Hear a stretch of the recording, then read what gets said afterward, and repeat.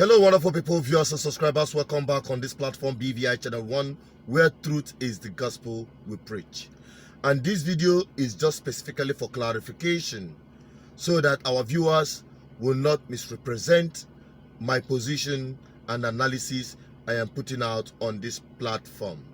It is very important I do this once in a while. Now, talking about the video concerning TB Joshua and the man that came for help from the Synagogue Church of All Nations. The man I published, whom was shot, the wife was killed, the children traumatized from that ugly incident, who came out to reach out to the church for assistance. I never condemned the man of God, TB Joshua, for assisting the man. In fact, I applaud him because we do exactly that on this platform. What I am talking about and what I brought to your knowledge is misplacement of justice.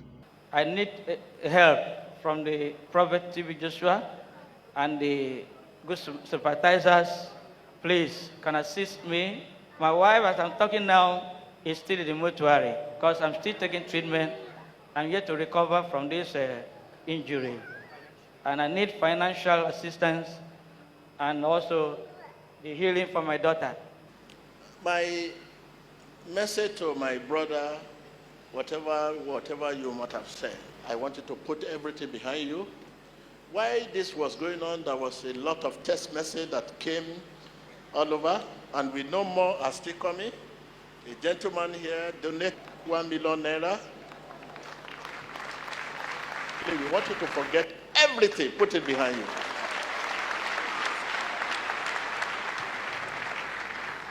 So that your dear one can rest in peace. All this katakata disturbing the soul. The soul wants to rest. It doesn't want to hear all this katakata that is happening. You say it was coming from the church. That is to tell you that, God is aware.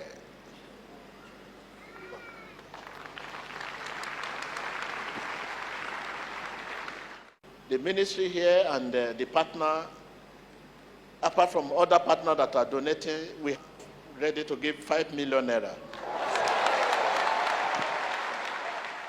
I believe that the man of God in question and the church authority with the Christian body can stop this continuous and endless injustice meted on their followers, their believers. That is the truth, including those who will always come out to make a defense for these men of God, thinking that I am attacking the church authority. No, I am not. I am not. What I'm trying to say is that we must build a society where justice, because God himself is the God of justice. He is the God of justice.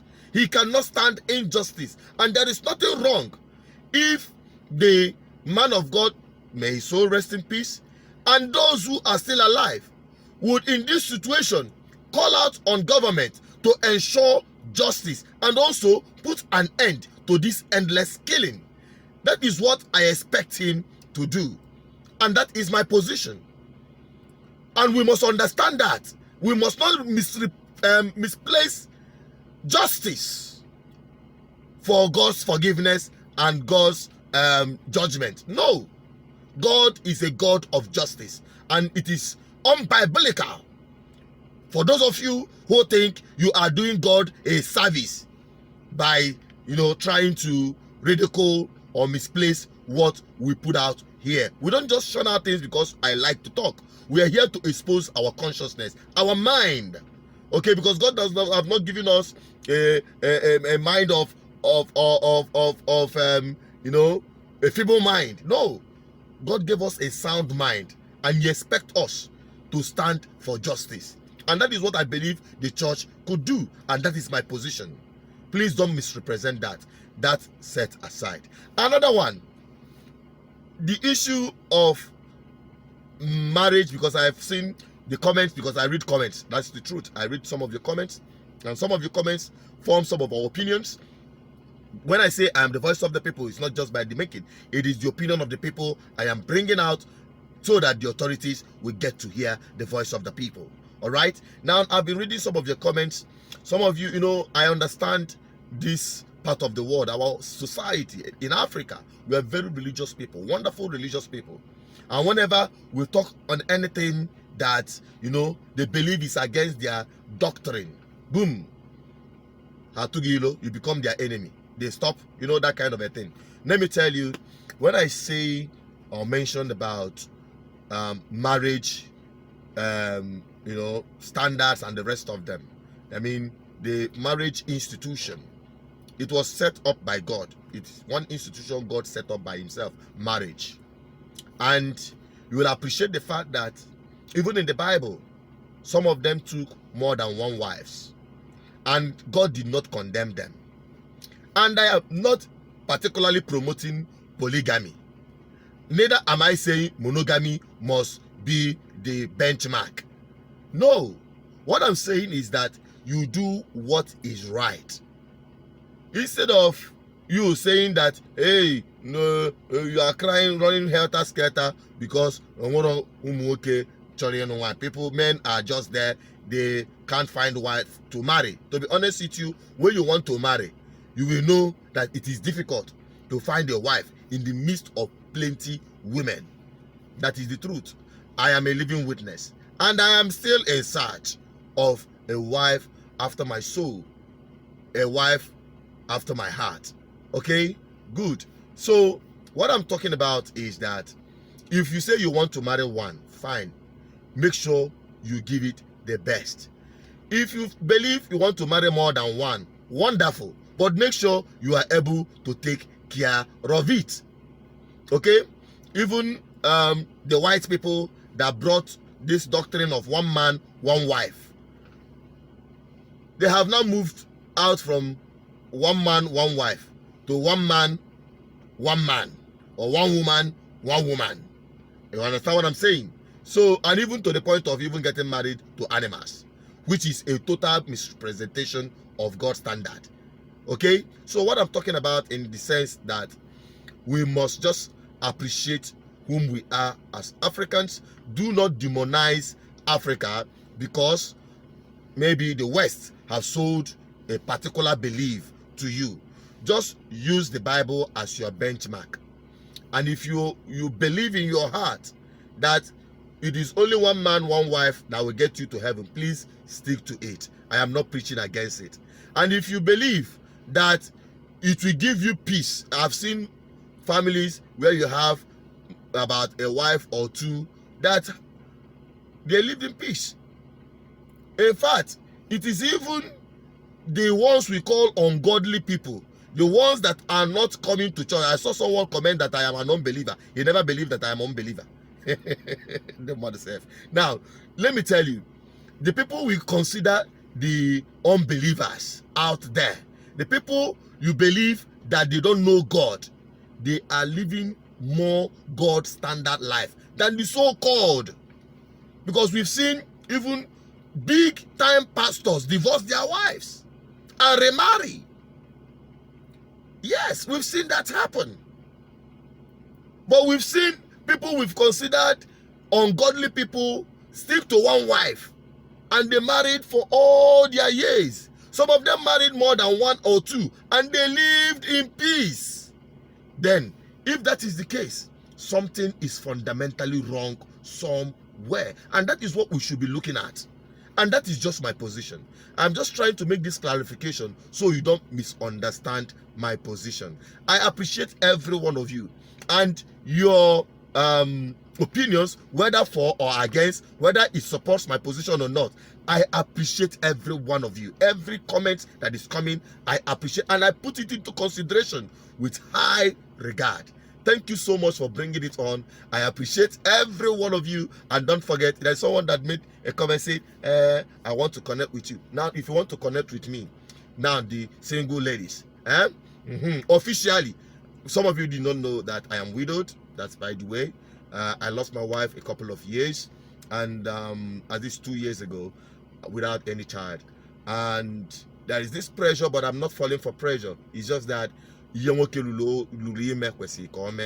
at least having a family will also stabilize you to a large extent. So I'm looking forward to connect to the soulmate God had left there for me. Somewhere.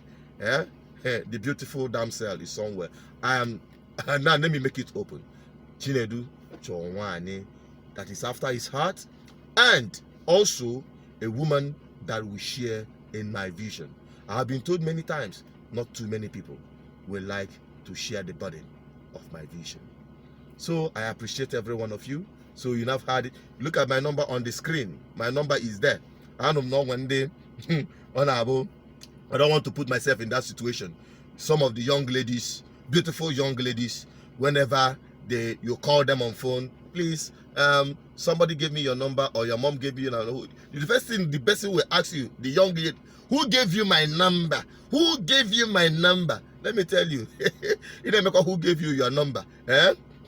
Your mom maybe somewhere is busy distributing your number for people, for prospective husbands to knock around. You know, who gave me your number?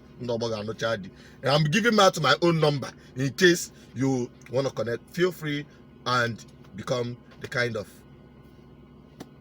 woman I want. And I tell you, I'll be the best that I can for my own woman. That is, by the way. And to wrap it up, Christmas. Good. Not just me. I'm telling you, honestly speaking, when you are giving to this platform, be rest assured, it is going immensely to the service of humanity. There are so many people that we need to reach out to. They are looking up to us, many indigent people, many people that needs help. Okay? I've been using some of the transport platform that I am to, facilitate some of this. But this platform, please make us proud. Call me on these numbers on the screen and make your donation so that we can touch lives. And also, when you marry, you also put a smile on the faces of other people. I am still looking forward to you to, support this platform and support this ministry. Because ministry, we're a permanent site. And the permanent site, the freedom and the well-being of our people. Thank you so much. Please call the numbers on the screen, and please, I want to use this as a one way of wrapping it up. I want to sincerely appreciate some of you who have been supportive. There is one doctor, I don't want to call your name, madam, you know yourself. Heaven knows what you've been doing on this platform. You will continue to receive your blessing. And so many of you out there, I know I don't have the right to say your name here. You know yourself. God bless you. You will not lose your blessing, because whatever you throw in on this platform is going into the service of God through the service of humanity.